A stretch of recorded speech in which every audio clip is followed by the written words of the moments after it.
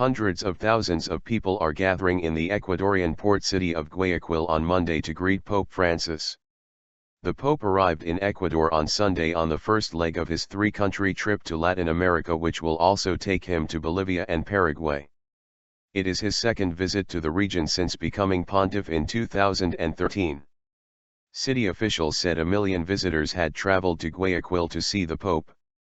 By 3:30 local time, 8:30 GMT, 250,000 people had already gathered in Samanes Park, where the pontiff will celebrate Mass on Monday. Get some rest. A Vatican official estimated that 500,000 people lined the streets of the Ecuadorian capital, Quito, on Sunday. Many also gathered in front of the Vatican Embassy in Quito, where Pope Francis stayed the night. The Pope joined them for a prayer and, according to some of those present, said, "I am going to give you a blessing so that you go home and rest and let the neighbors get some sleep." After landing in Quito, the Pope thanked God for having allowed me to return to Latin America. Peripheries. His 2013 visit to Brazil drew huge crowds of young Catholics attending the Catholic Youth Conference.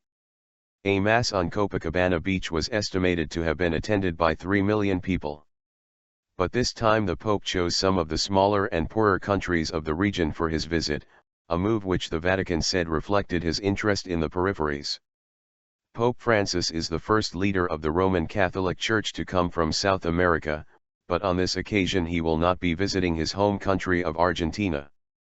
The Vatican said that he would focus on the issue of poverty and inequality.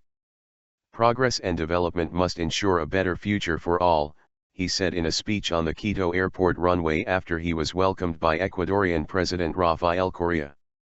In 2007, before becoming Pope, he told a gathering of Latin American bishops that they were living in the most unequal part of the world.